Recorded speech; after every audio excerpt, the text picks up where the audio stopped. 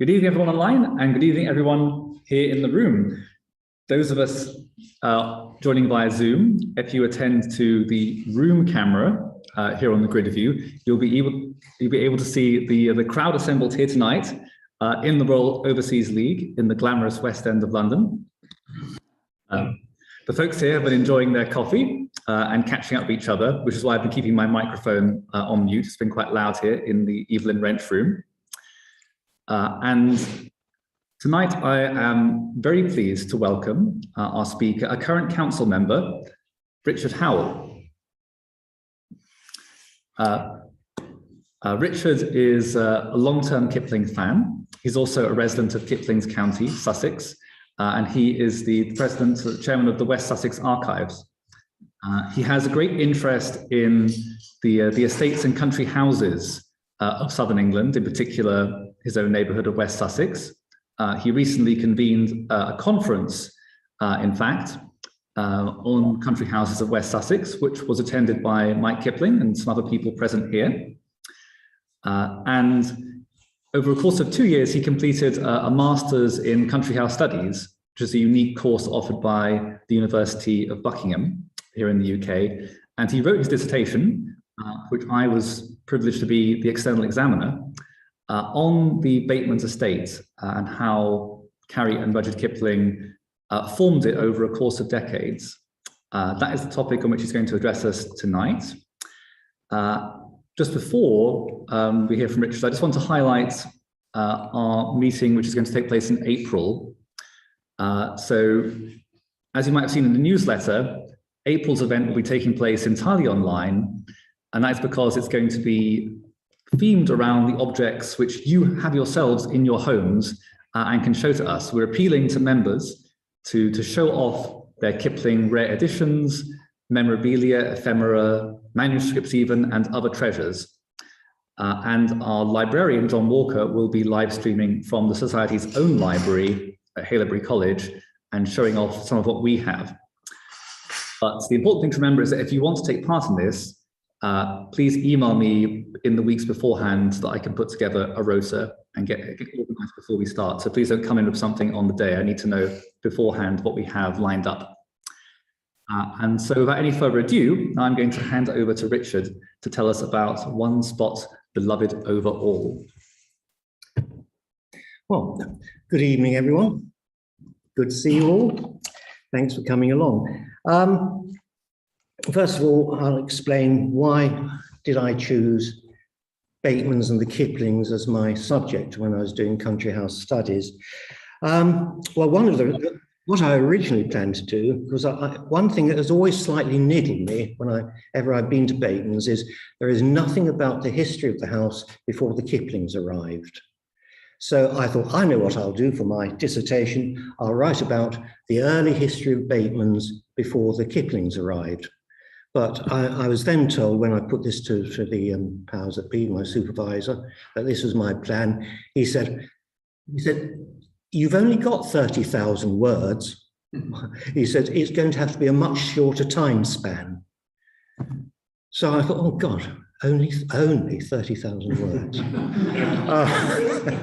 So I then thought, well, could I write about the Kiplings?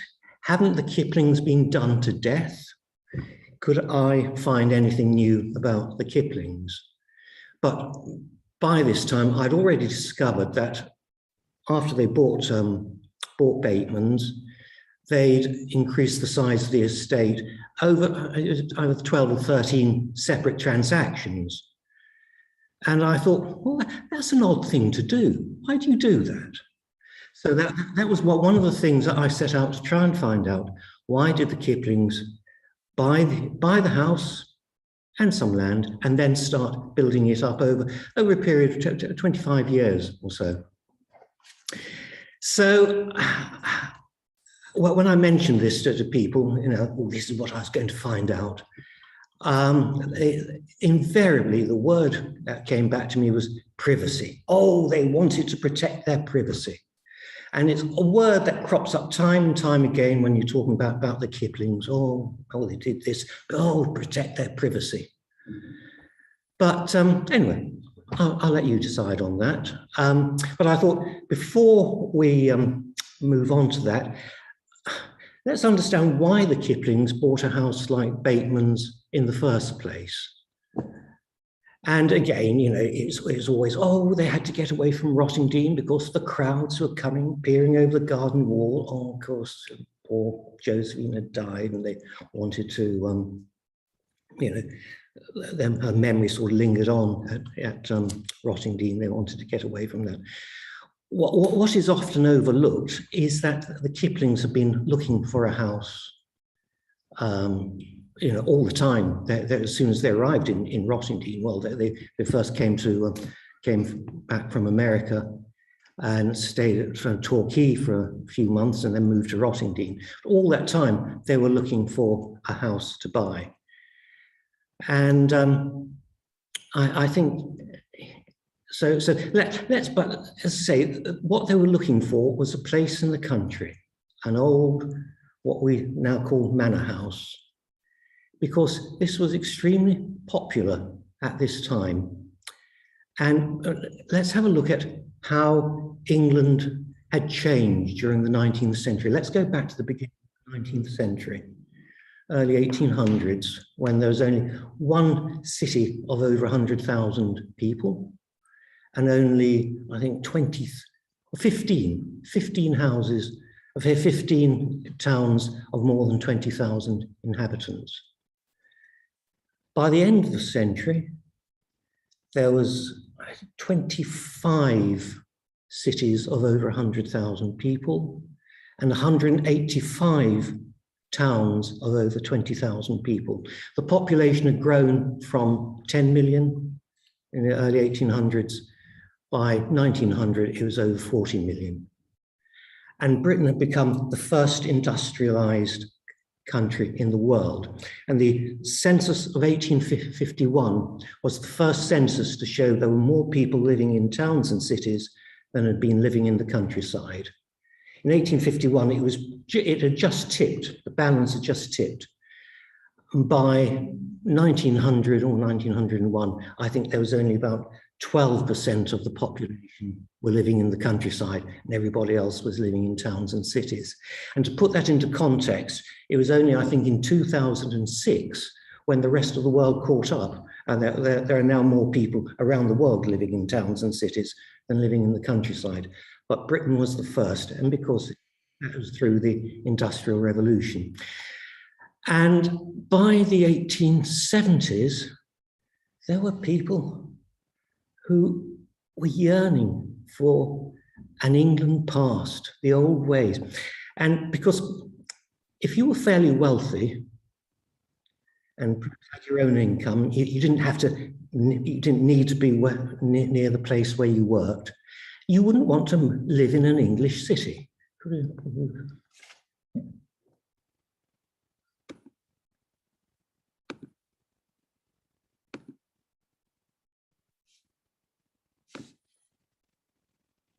Can it come up on the screen? Yes. Oh, there we are. Yes. You wouldn't want to live in an English city. They were crowded. They were filthy dirty. There was a lot of poverty. And one fact I learned recently was that in London, in the 1890s, it was calculated there was something like 1,000 tons of horse droppings being dropped on the streets of London every day because of the thousands of horses. Every horse produced 2 pints of urine a day. So if you're in, you'd have to cross these streets. They would be absolutely filthy. And of course, everything was coal-fired. Move on, next slide. And yes, people heated their homes with coal. Factories belched out coals. As I say, if you didn't need to live in a city, well, let's move. Let's move on to the next slide. You'd probably want to live somewhere like that, or possibly like that. Get away from the cities. And of course, by this time, by the 1870s, the railway network was well established, And so people could move out into the countryside, and if they wanted to go to the city, then they'd get on a train, and in an hour or two later, they'd be in the city. At the end of the day, they could get on the train and go home again and leave all the filth and deprivation behind them. And around about the 1870s, you had people like William Morris, who was, they were talking about this rural idyll of an England past. And what we now call the manor house started to become in vogue from these sort of wealthy middle-class people. And they didn't want the big country piles because there was a lot of upkeep involved with them. But buy an old country house, buy an old manor house. The term manor house really became introduced in the 1870s onwards, because prior to that, the manor house meant where the lord of the manor lived. But from the 1870s onwards, it became kind of generic term for these smaller country houses. And Jeremy Musson, who wrote a book, The English Manor House, he wrote, many of the medieval, Tudor or Jacobean manor houses had, to use the phrase of contemporary authors, degenerated to tenanted farmhouses or been divided into cottages. This fact in turn contributed to their air of picturesque understatement, a beauty often partly derived from their patched and worn appearance. The most vivid expression of this admiration of the manor house in the late 19th century was that many dilapidated or divided examples were bought up by new families, mostly the wealthy middle classes, and revived and restored as country houses or retreats, which were accessible to London and other cities by rail or motor car. Well, if you wanted a textbook example of such a house, it would be Bateman's. And of course, the Batemans saw it for the first time on August the 14th, 1900, when Caroline recorded in her diary, a hot, fine day, by train to Etchingham, where we took a fly and on to see a Jacobean house, most thoroughly delightful and perfect of its sort. And Rudyard wrote in his autobiography, we had seen an advertisement of her, and we reached her down an enlarged rabbit hole of a lane. We entered and felt her spirit, her feng shui, to be good. We went through every room and found no shadows of ancient regrets, stifled miseries, nor any menace, though the new end of her was 300 years old. So this was the house that they saw in 1900. They tried to buy it in 1900, but the owner, who was a chap called Alexander Scrimger, always thinks sounds like a character out of Dickens, Alexander Scrimger. He just let it, but it came back on the market 2 years later, and of course they snapped it up.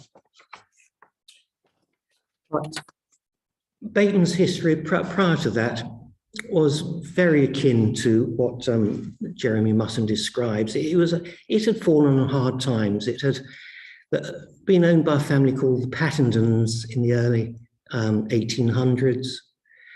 And then I think that they seem to have hit hard times, and that they sold it to a Richard Smith Appleyard, who, and they bought it off him, but stayed on as tenants. And then, and the 1841 census shows that it was divided into two. The Pattendons were living in one half, the other half was occupied by agricultural labourers. And then it was bought by the rector of Burwash, and his farm bailiff lived there for several years, Benjamin Carman. And then it was bought by a chap called Thomas Whitehead in around about 1870, who bought it at the wrong time, because land prices were beginning to decline at that point. I'll be talking about the agricultural depression later on. Anyway, he bought it. And in 1924, the Kiplings were visited by an old man who lived at Bateman's in the 1870s, where he'd been there as a boy. And Rudyard wrote this letter to Elsie, and he writes in it, talking about the old man. He went through it very slowly, room by room. He used as a boy to sit at the window of your boudoir and a saloon pistol and shoot at the jays that robbed the orchard which was on the lawn. His bedroom was the little guest room, and he used to sit at the window there with a gun and wait for people stealing pears from the old tree on the house wall outside. A cheerful life, and one which he rehearsed in detail. The only other occupied room in the house was my old study, which was a bedroom. The housekeeper slept in the room, which has now been converted into bath and dressing room. He identified the bounds for us. The rest of the house was owls and emptiness, with rats and sacks of corn in the big hall. So that was what Bateman's was like. It had degenerated. But of course, towards the end of the century, suddenly, as I say, these places were becoming fashionable. But even so at Bateman's, again, looking through the census records, there was a farmer and his family living there, I think in 1881. And 1891, there was a family of agricultural labourers living there. It might have been the other way around. But anyway, you know, you get the picture. And it was eventually purchased by Mr. Scrimger. And it was from Mr. Scrimger that they bought the house. And another lovely quote I've got here, which I thought I really must include, because this goes a long way to explaining why the Kiplings were wanted to move out into the countryside. And this is from Niall Ferguson's book, Empire, How Britain Made the Modern World. And he writes, for many British officials in India, toiling for years on end in a far-flung land, the thought of home, not simulated in Simla, but the real thing to which a man might one day retire, provided consolation in the heat of the plains. As the Victoria era drew to a close, however, the expatriates' memories became increasingly at odds with reality.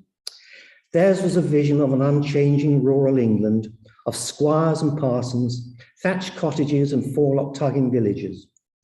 It was an essentially Tory vision of a traditional hierarchical society ruled by landed aristocrats in a spirit of benign paternalism. The fact that Britain was now an industrial giant was somehow forgotten. So, who would that appeal to? Someone who'd lived for years in India, you know, didn't know England that well, but had this sort of picture of England. And of course, Rudyard was married to Carrie, who was American. And she probably had this sort of this vision of rural England as it used to be before the factories and the towns and the cities and all the filth that went with it.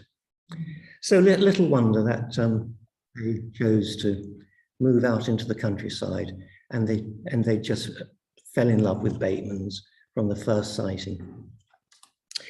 So they bought it in 1902, and of course for the first year they had to do the place up.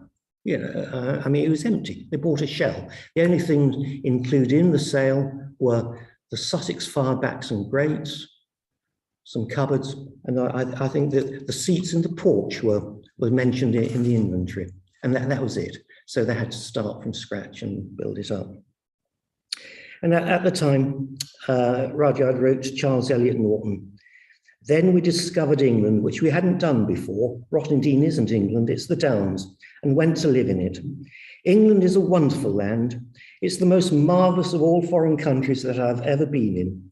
It is made up of trees and green fields and mud and the gentry. And at last, I'm one of the gentry. Well, he probably wrote this a certain amount sort of tongue-in-cheek, but on the other hand, he must have thought he'd arrived. You know, he bought this house in the country because up to this point, although he's probably one of the best known people in the country, he didn't have an awful lot to show for it, really. They'd had the place in Vermont, Nolaca, which they were in the process of selling. I think he'd bought some plots of land, a plot of land in Rottingdean, but that was it. You know, apart from the family unit, he didn't have an awful lot to show for all his efforts and hard work. So Bateman's, yeah, he'd arrived. He was one of the gentry, and of course he bought it with a bit of land. Yeah, he bought.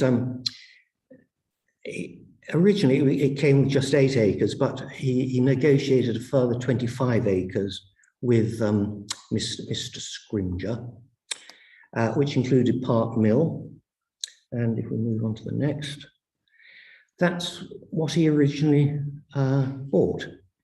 I hope you can see from that, Bateman's sort of more or less in the middle, and we've got this sort of rather squirrely piece of estate which he bought with it.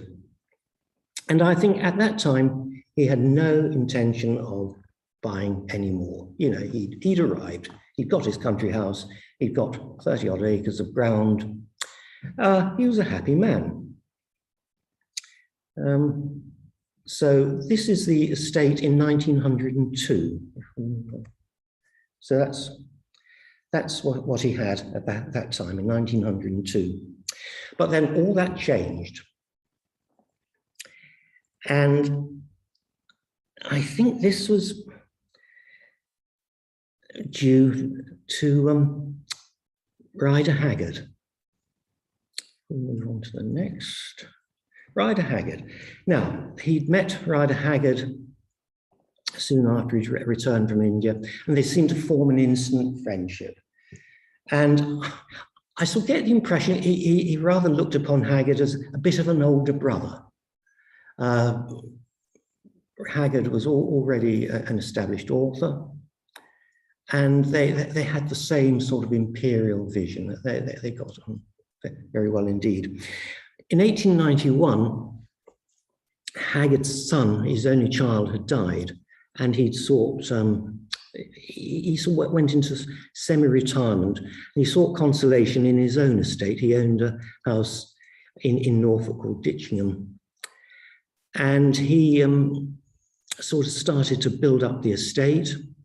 He tried out various experiments to improve the productivity of his estate. But he was concerned about the state of English agriculture at this time, because from the 1870s onwards, it had gone into a steep depression. And this had come about, it began with 3 or 4 bad harvests in the 1870s. The population was expanding, but at this time, the prairies in America were producing thousands, millions of tons of wheat. And now it was possible to bring wheat all the way from America by steamship to places like Liverpool and Southampton. And then wheat could be brought all the way from America much cheaper than British farmers could grow it. In the 1880s, refrigeration was invented. And this now meant that meat was brought from places like Argentina and Australia, again, cheaper than British farmers could produce it. And for some reason, which I haven't quite established the reason behind it, but the train companies gave imported food preferential treatment for carriage once it arrived at the port. I suppose they did some sort of bulk deal, shipping so many tons of product or whatever. And yeah, imported food could travel cheaper on the British railways than the locally produced food. And of course, this brought this decline in British agriculture. Land prices plummeted. They dropped from £54 in the 1870s. By about 1900, the price of agricultural land was about £19 an acre from £54 year before.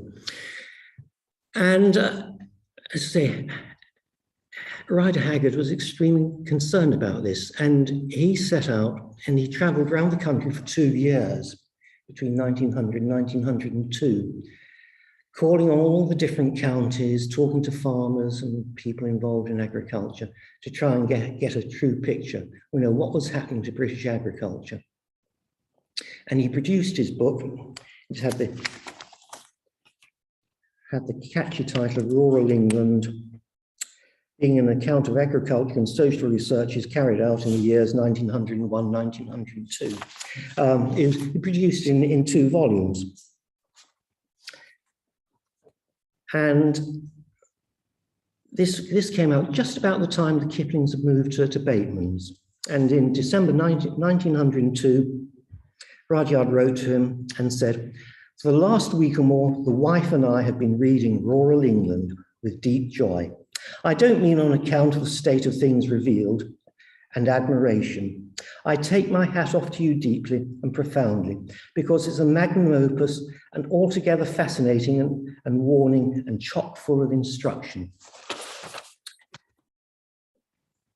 And what Haggard had found out on his journeys, one of the things he found was that the countryside was becoming depopulated.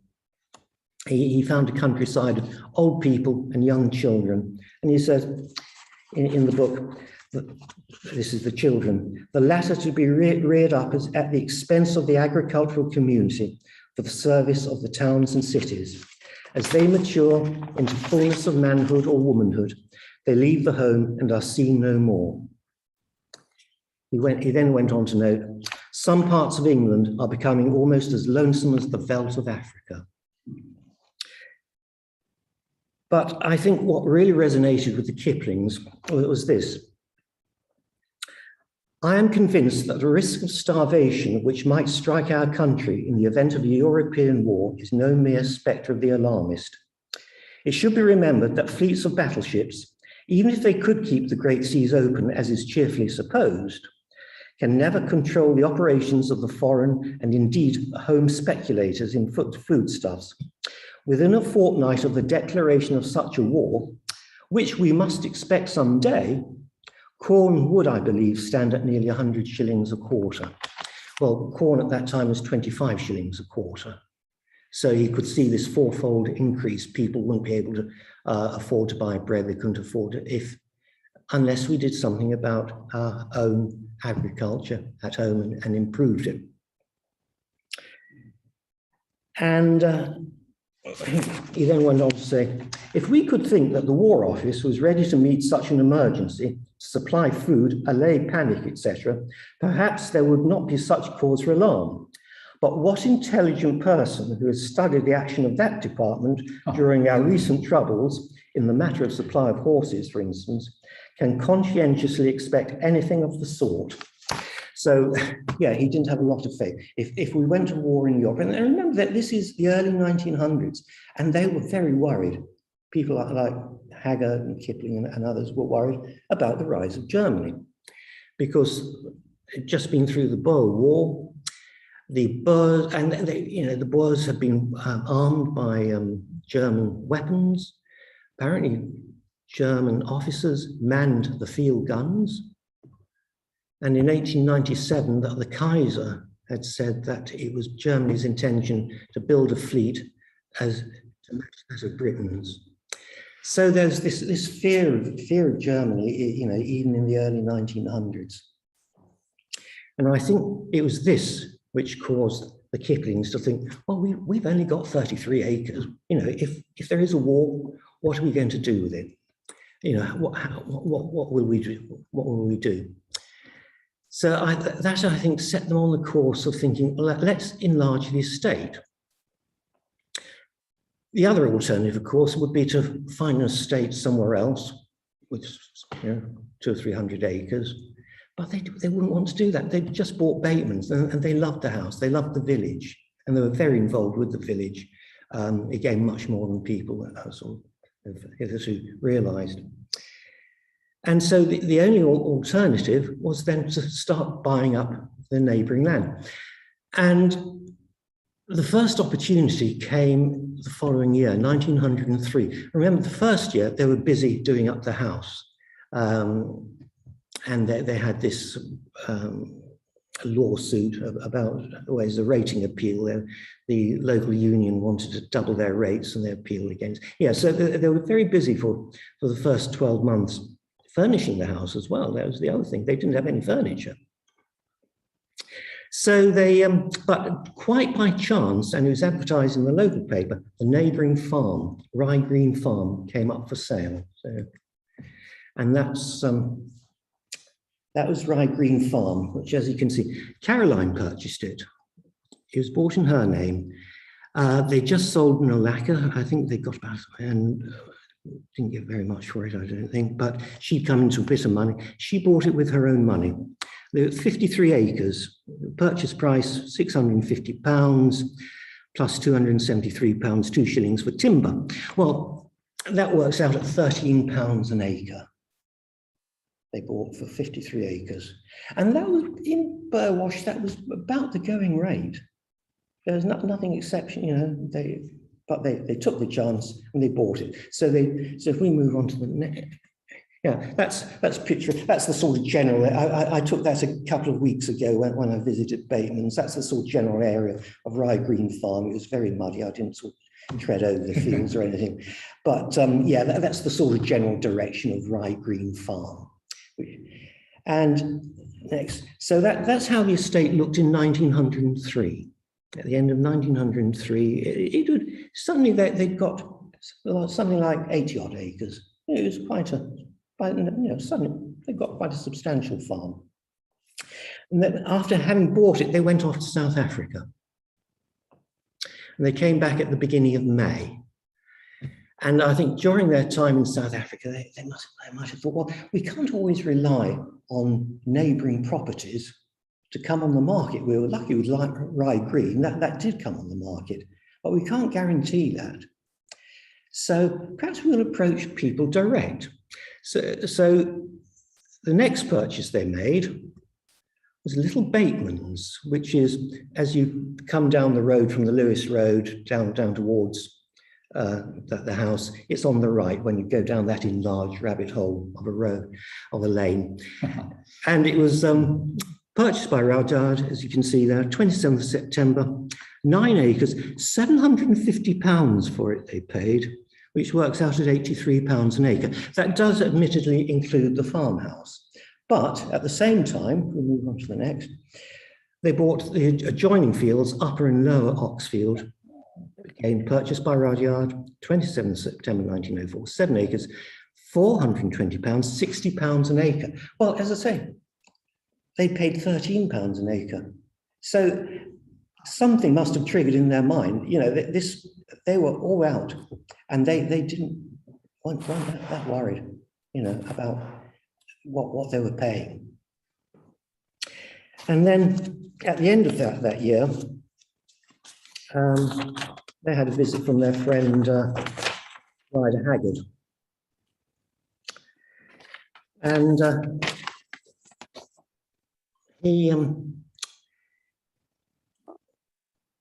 they must have discussed about, you know, expanding the farm, because on 4th of December 1904, which was 2 weeks after Haggard's visit, Rudyard wrote to him, "On your advice, we are taking steps to get Naboth's vineyard, but, oh Lord, how one has to be bled for it."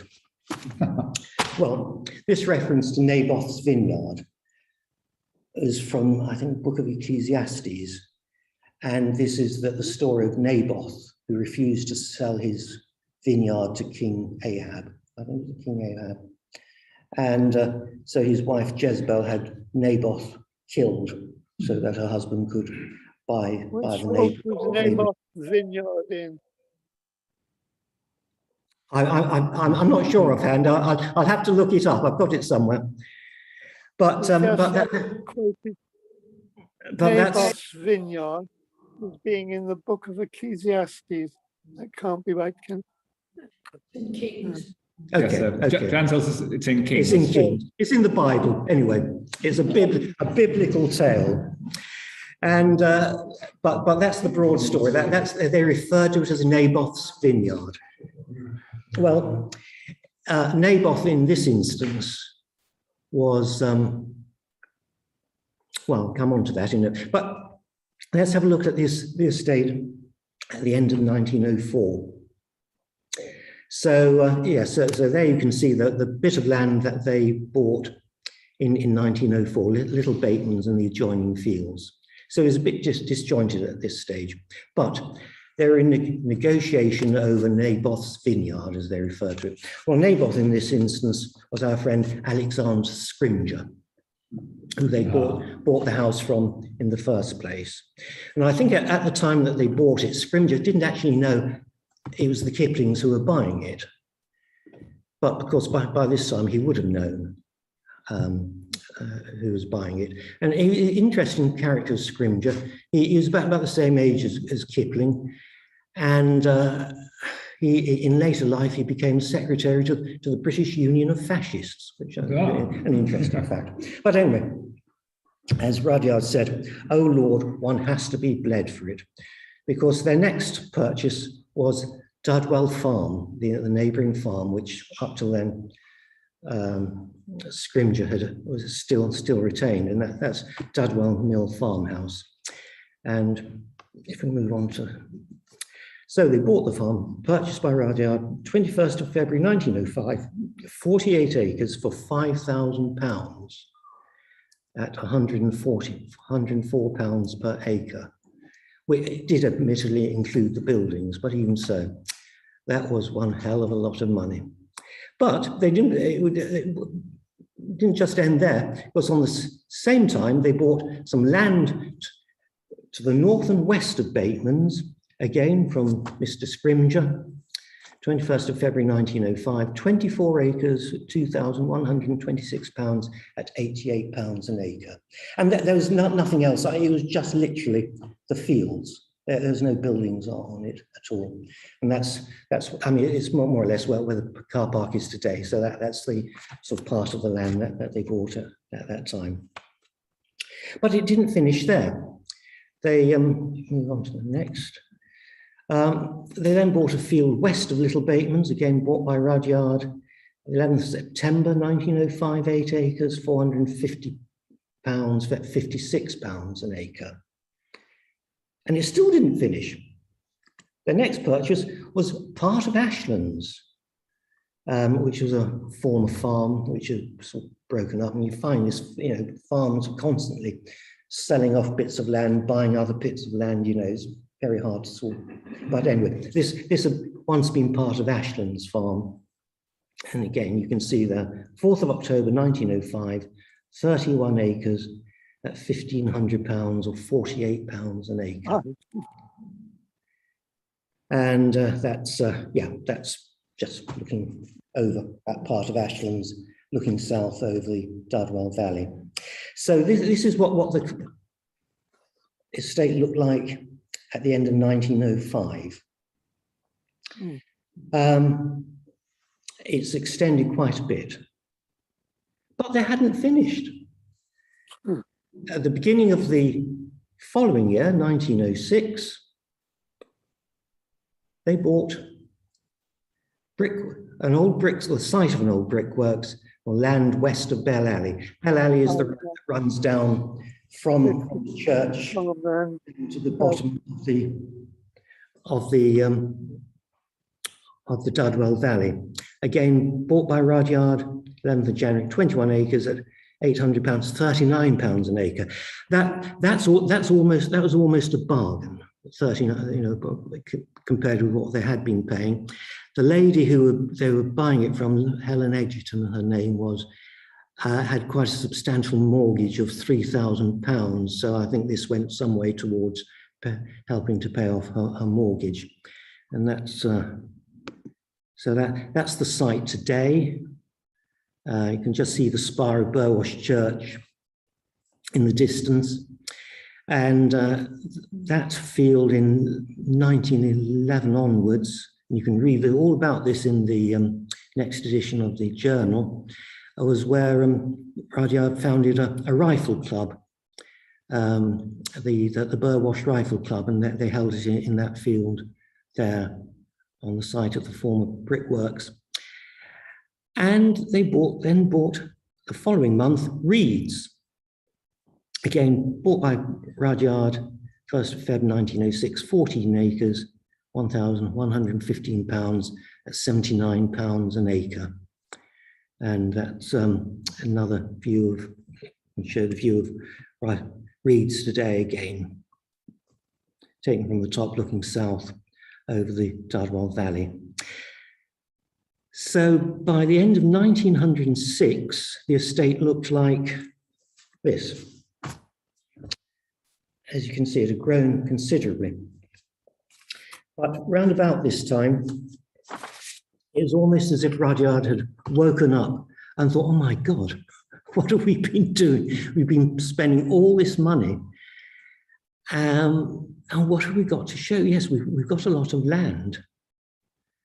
But he wrote in a letter to Colonel Fielden in 1908, and he wrote it from South Africa, and I think Colonel Fielden must have written to him saying there was some land had become available for sale, and Rudyard wrote to him, goodness knows that now is neither the time nor is England the country in which to buy land. For myself, the mere prospect of being saddled with any more land makes me groan. So I think he'd, I think he'd probably discovered that there was a lot more to farming than he'd originally thought. I think he thought, oh, just do what Haggard suggests. We'll sort things out. But of course, he was responsible for maintaining buildings, maintaining boundaries, still subject to the vagaries of market fluctuations and everything. And I think he said in one note something about, I don't mind meeting. Of course, he didn't like, the farms were tenanted at this time, and he didn't like tenanted farmers. And he said, I don't mind making less than 1%, but tenant farmers, they just sort of use up the land, and about 7 years was the maximum that a tenant farmer would get out of the farm, and then he'd want to move on. And Rudyard reckoned he wasn't making any money from it at all. And so that was the last of Rudyard's purchases. He didn't buy any more land after that. I think he'd had enough. But, well, here we are. That shows how the estate had grown from what they'd first bought in 1902 to as it was in 1906. But Caroline had other ideas. And in 1910 and 1912, she made 2 acquisitions of her own. Unfortunately, I got these maps from the record office, and time had run out by the time it was. So this is the last actual original map I can show you, and this is from Keylands. But in 1910, 1912, she bought, we're using her own money, some land called Orchards, 24 acres, at £1,200 at £50 an acre. And she also bought Keylands, which had once been part of a farm called Fenner's Farm. And she wrote a letter offering us Keylands Farm, which adjoins our property. The price asked is £650. Too much, we think, but she still paid £650 to obtain these 14 acres. So if we show the map of the estate in 1912, you can see tacked on to what was her farm of Rye Green, these new additions. But she hadn't finished. 1925, 1928, she bought 2 more areas of land. A 4-acre field adjacent to Keylands for £140, and the neighbouring farm, Juden's farm, was being broken up in 1928. She bought 2 fields, just over 4 acres each, for £295. And the estate agent's details about the farmhouse, which is being sold as a separate lot. Of course, by now they're hoping it would attract buyers from outside who are also wanting to move into the countryside. The district is a favourite residential one, and the estate of Rudyard Kipling, Esquire, the world-famous author, being in view of the residence. So if we move on, so that was how the estate finished. There was a bit of extra land at the bottom. I couldn't quite get it all in because, as you can see, it was all a slightly odd-shaped estate. There was a little bit of extra land at the bottom, which is why I put the dotted line. But if we move on to the next, that shows how the estate had grown after Rudyard had written the thought of any more land would make him groan. And then that's the estate in 1928, after Caroline had carried on buying up land. And I think, why did they do it? Yeah, I think simply because they loved the place. And I don't think it was for privacy at all, which is, you know, is, as I say, it's always because of privacy. They wanted to protect outsiders. They just simply loved Bateman's, and they loved the farm. Rudyard got a lot of pleasure out of the farm. He wrote a letter to Ammonia Hill in 1921 saying, my amusement is farming. Although God knows it pays nothing, but it keeps me amused. And of course, as they got older, after the First War, it must have preyed on their minds, what is going to happen to Bateman's after we're gone? Because there's no evidence that Elsie ever wanted it.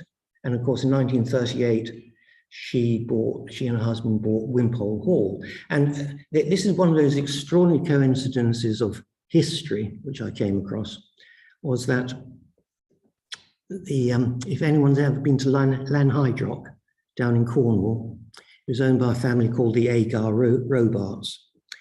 And their eldest son died at the Battle of Lewes on the 27th of September, on the same day as John Kipling. And at that time, the family also owned Wimpole Hall, which they sold in 1922, was subsequently bought by Elsie in 1938. And it just sort of, as I say, one of those really odd coincidences of history. I don't think the families knew each other. It was just one of those strange coincidences.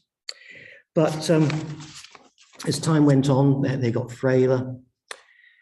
And I think the key to its eventual outcome lay in a letter that Caroline wrote on the 7th of November 1915, just a few weeks after John had gone missing. And yeah, she wrote, let's say that this was to her mother. We had our first frost last night, not much of a frost, but enough to bring down many leaves this morning, when a beautiful sun came out to spend a full day with Rudd, and I used to go over the estates, mark trees that can presently be cut for firewood, which we use in quantity when coal is so expensive and we are at home all winter. It's rather heartrending work to go about and realize how doubtful it is that there is a son to inherit and carry on the place. He took the keenest interest in every detail and often made excellent suggestions. I particularly look forward to the time when he would take an active part in the management of things. He was practical and knew how to manage men who liked him always. And yeah, as I say, Elsie didn't want it. John had gone. And after Rudyard died in 1936, she entered into negotiations with the National Trust.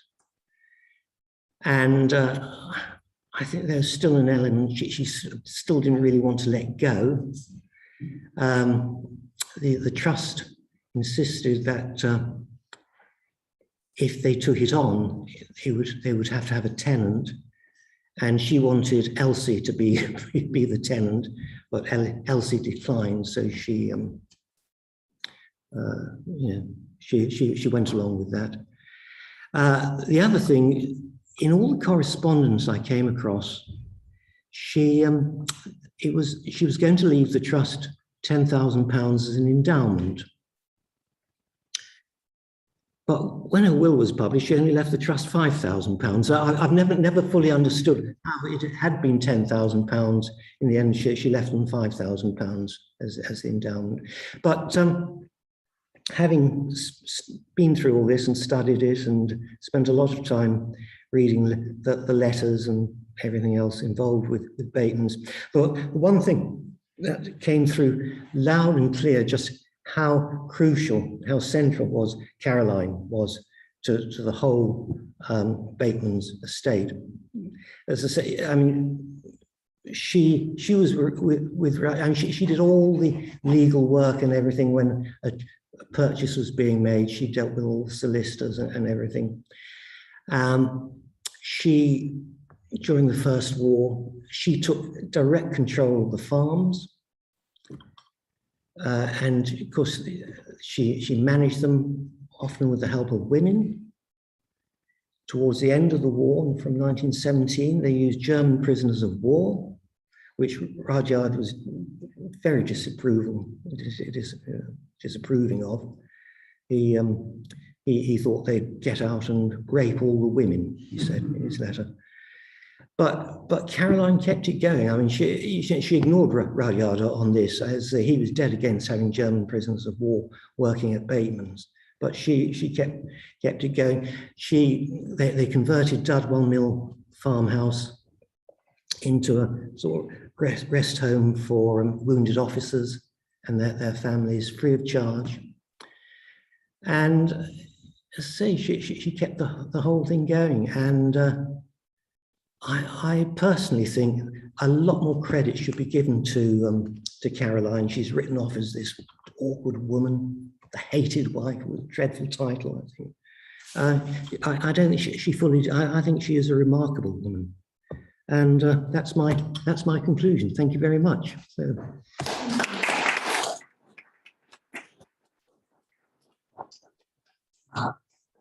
Oh, many thanks to you, Richard, for sharing this pretty invaluable research and for showing us those unique images, which are all from the County Ark, the County Record Office in Brighton. I don't suppose any of us have seen those before, and I'm not sure that any researchers previously used these documents to actually put together the story of how the Kiplings assembled their land holdings, which is really important to them.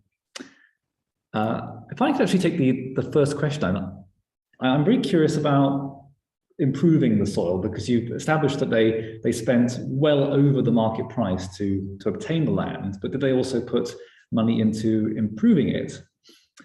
I'm thinking of the poem The Land, for example, which describes the process of improving the soil. In the land, the successive owners, the Roman owner and the Danish owner and so on, do things like putting chalk into the soil, improving its drainage, trying to improve its fertility. Oh, I think they did. There are sort of references in his letters, about the things they were doing on the estate, and yeah, that all came into. I mean, they were very serious about the farming side of things. And after the First War, when there was a shortage of manpower, obviously, 63 men from Burwash were killed in the First War, but that overlooks all those who were wounded, who had suffered, perhaps they'd lost a limb, they might have lost their sight, they're all so there was a shortage of labor after the First World War in the countryside, and the Kiplings invested in a tractor. Well, they were quite revolutionary. This was quite a novelty, having a tractor. A few years later, they bought another tractor. Now, to put that into context, in 1938, there was only 4,000 tractors in the whole country, and yet the Kiplings were right in the forefront of using tractors. Yeah, I mean, they took the farmers very seriously. I mean, they never seem to have made any money, but farming generally didn't because of the cheap imports. There'd been a bit of a recovery after the First War. There'd been the Corn Protection Act introduced in, I think, 1917 to, for the farmers' benefit. But that was repealed in, I think, 1922. And then farming went back into this long slump again. And it never really recovered until the Second World War. And then after that, of course, you had farming subsidies and all that sort of thing. But, farming was tough. But the Kiplings didn't shy away from investing in the farm. As I say, they bought 2 tractors. They built a new cow shed. I think he said in one of his letters, that sort of thing. So, yeah, I mean, they as far as they could, they ran what we'd probably consider as a model farm. So please raise your hand if you'd like to ask a question. We have a question here in the room. Just give me a second and I'll switch the microphone over. So if you're asking a question here in the room, I will be turning the microphone there. So please speak to that microphone so in the center. I should have kept a total. What was the total acreage in 1928 and how many houses or cottages were included? The sort of all the different started out. At the end, they finished up with I think it was 330 acres. So I mean, it increased about tenfold during that time. Yeah, about tenfold. So in the end, ultimately about 300 acres. Yeah. Jan. Yes, Jan. If they were farming it, what did they farm? I mean, they must have had some plant land. They got those tractors. Or was a lot of it pasture? And granted, we can't have been sort of walking the acres saying, you can't be doing it themselves. Good. Yes, and Andrew Lysett in the chat has also asked a similar question, but he's asking who ran the farms for the Kiplings, who did the management? Well, to begin with, the farms were tenanted. Then Caroline took over direct control of the farms through the war. But after the First War, from about 1920-21 onwards, they employed a farm bailiff. Yeah. Was there another question you had?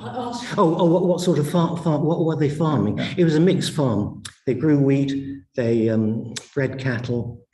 One of the first things they did was plant apple trees because Haggard had talked to a farmer in Crawley who'd say, "Oh, apples are a good thing. You can't go wrong with apples." So they planted 300 apple trees.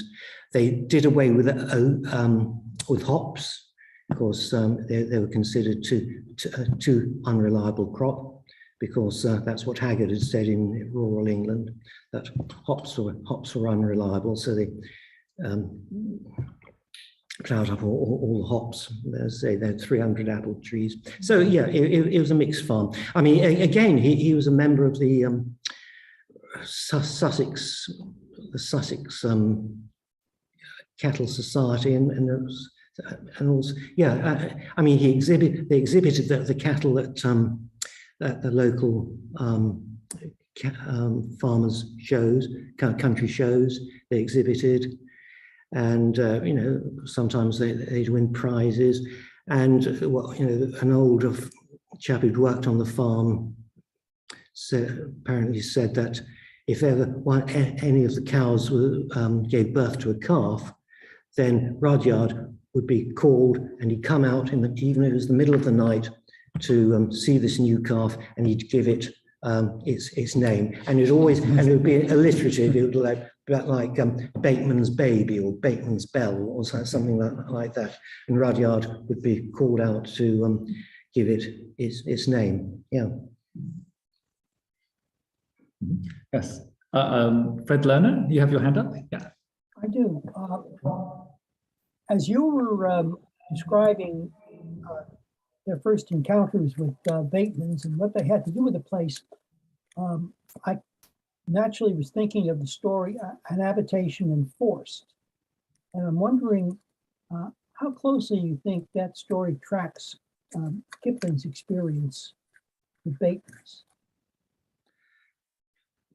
Well, I haven't read that story myself, but I mean, Kipling, of course, used a lot of personal experience in so many of his stories. I would think it is highly likely. Yeah, because as I say, he loved just loved his farm. Yeah. Does anyone else have an opinion on habitation enforced, whether it's corresponding to the experience at Bateman's, or maybe it's the experience in Tavistock? No, sorry, no, Torquay, the briefly rented Torquay house. Oh, John Walker, yeah, I'll switch the microphone over to the one that's close to you, John.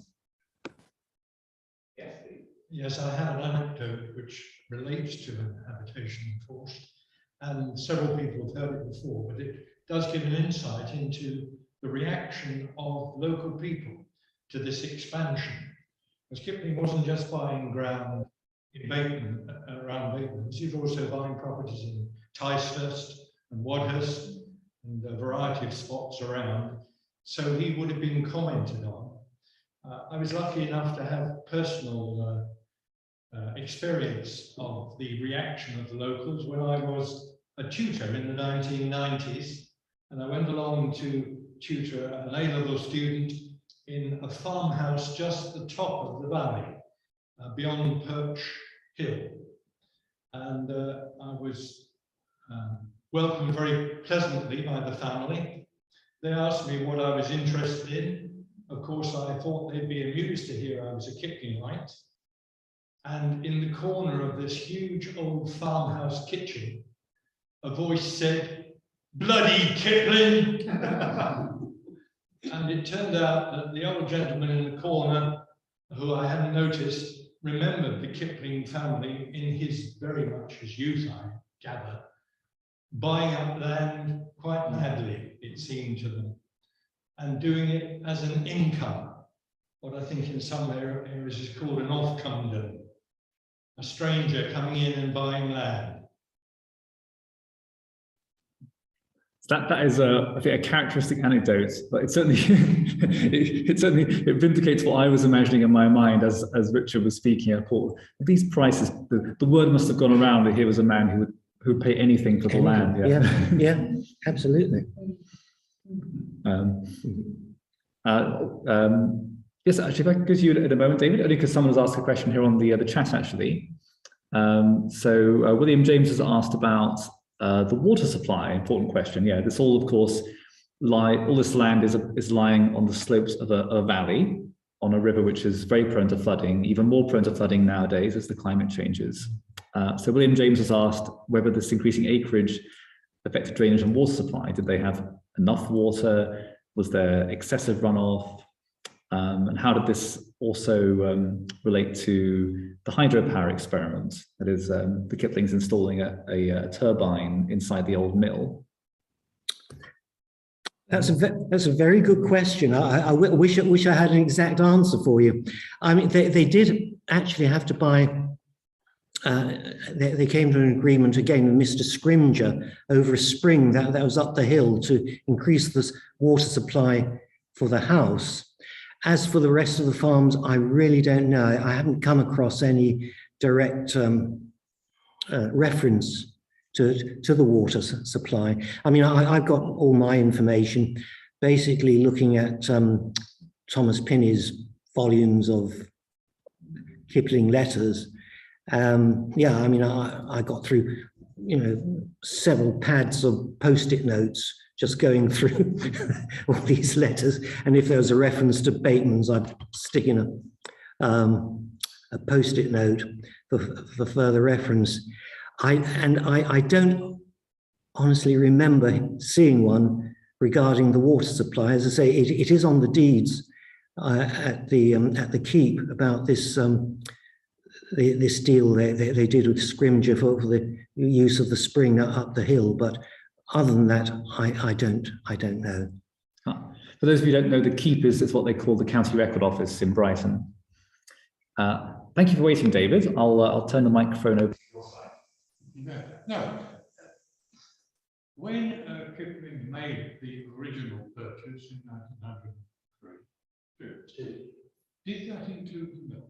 Yes. It did? Yes. I always understood that it was bought separately, but I'm wrong. Well, it was bought at the same time. See,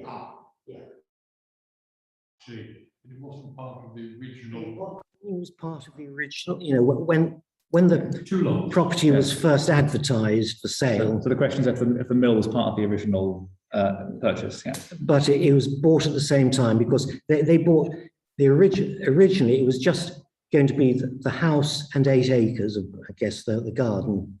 But they then negotiated for these extra 25 acres, which included the mill, which had hitherto been owned by Mr. Scrimger.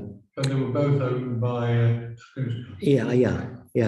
But they bought the mill.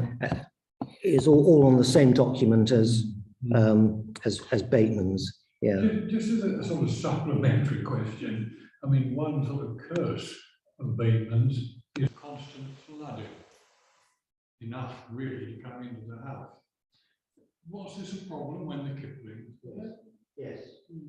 He makes several references to this in his letters. Yes.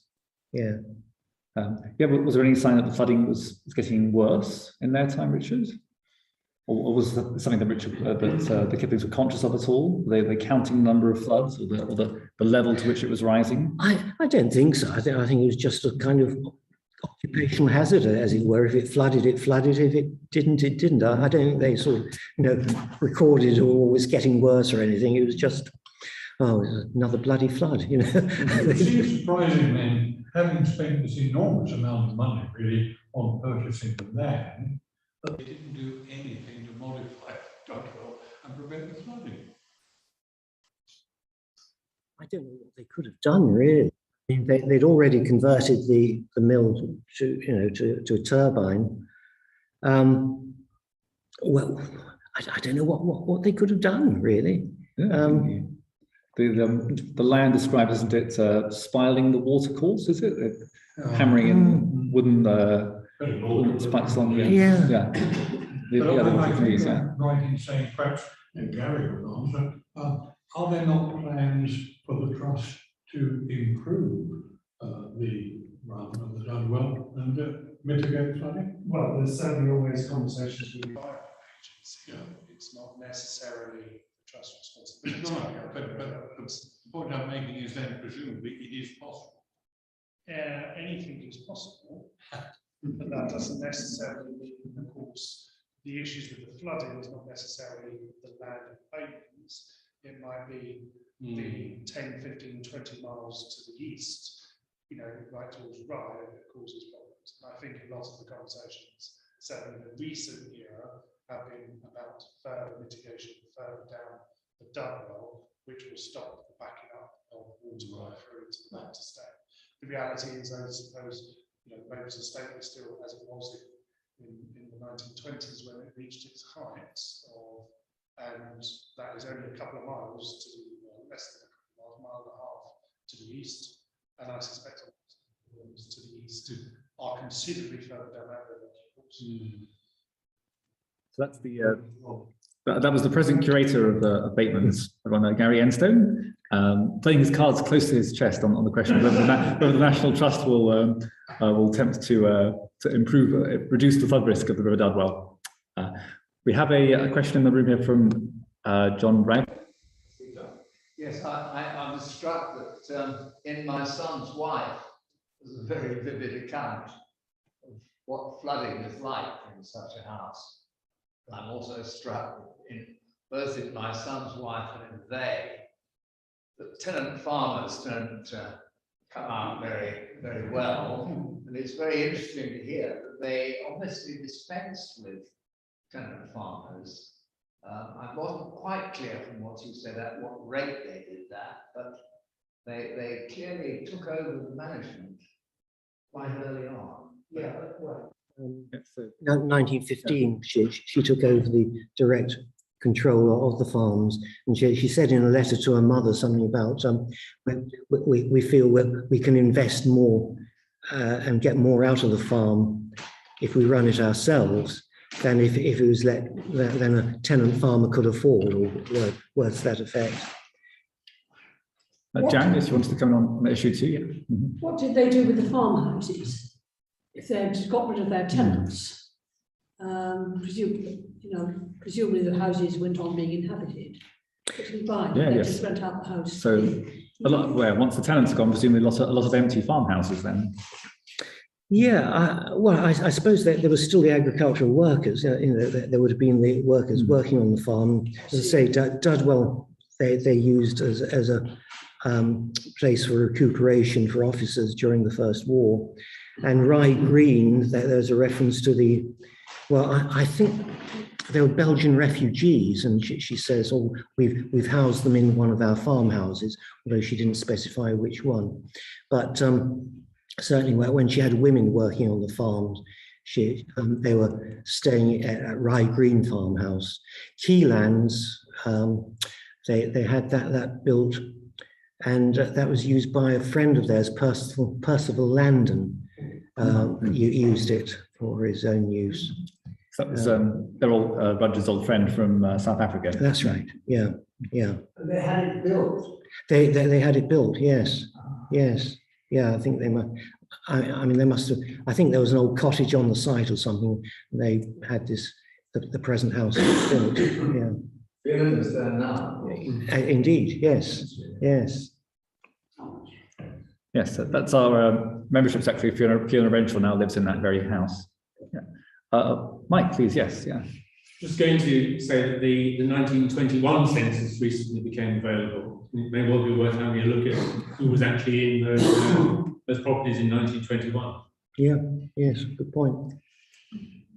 Yes, good point. We now can find out the occupants from the new census. So the British census has just come out now of 1921. It's been released into the public record. Gary, so point to the back from Gary Enstone. I'll just turn over the microphone to your part of the room, Gary. Okay. Can I just ask, do you know, is it recorded what kind of buildings with the land that was offered to Roger that he turned down, where that actually was in the village now? No. Yeah, unless you're referring to Richard, where Colonel Fielding says, "Oh, we've got some land for you," and Rudyard says, "No, no more." Yeah, yeah. No, because because I suppose, no, there was no reference to it at all, unfortunately. Yeah, it was just this, yeah, that letter, as far as I know, doesn't survive. It is just that from the text of Rudyard's reply, it sounds as though he's, you know, that Fielding's offer says, you know, presented him with this great opportunity to buy more land. But where it was, I don't know. And when he says no, the thought of any more land would make me groan. Oh, okay. But just as a sort of a point as to an interesting view I hadn't thought of until your presentation, is that seeing the land split up into Carey's land and Rudyard's land, when the trust took on the property, Rudyard's land, as it is depicted there, is very much still the active farm that the tenant farmer who works for National Trust works upon, and is still tenant farmed. Yeah. Whereas Carey's land, although the farm do use some of those bits of pockets of land, majority that is more the National Trust estate that visitors go out and walk, and it's more the sort of English countryside that we present to the public. And I wonder if, having seen that presentation, whether that was even in the conversations, not necessarily called it, but in the conversations between Carey, Elsie and the Trust about this is the Trust land that we like, and this is the working side of the estate, and whether, I don't think it's ever been recorded why the Trust decided that Dudwell Farm and that area would be the working farm area, and Migraine Farm would not in essence be a working farm, but just a cottage with some nice pastoral fields around it. Whether that was Carey's stipulation at any one point, or whether it just happened to, just how naturally it evolved. Right? I think it was how it sort of naturally evolved, because I did look at the papers, the National Trust papers, which are held at the Wiltshire and Swindon History Centre at Chippenham. I went down there and I went through the file, and I don't recall anything along those lines saying, "Oh, we'll split it up this way or that." Yeah. Yes, Yeah. it's a very different use for a country estate. It's becoming a place of public leisure. So, yes, you know, yes. You want to read Adrian Tinniswood's book, Noble Ambitions, about the country house after World War II. Yeah, you can read all about it. Highly recommend it if anyone wants a good read on the English country house. Yeah. I think we'll need to draw to a close here now. Many thanks for your questions from the online floor as well as here in the room. Just before we go out, I'd like to remind you once more that our April event will be entirely online. That is our Kipling Treasures. And if you have a treasure at home, a rare book, a piece of ephemera, manuscript, Kipling memorabilia that you would like to show us and talk about, tell its story, please email me ahead of the event so I can put you on the rota. And my email is alex_bub@hotmail.com. I'll put that in the chat box now. But you can also find the details if you consult your latest Kipling Society newsletter. And the reminder will be going out in the next edition of that, of course. Thanks for joining, and good night to everyone online. Good night to everyone here in the room. Thank you for listening. Yeah.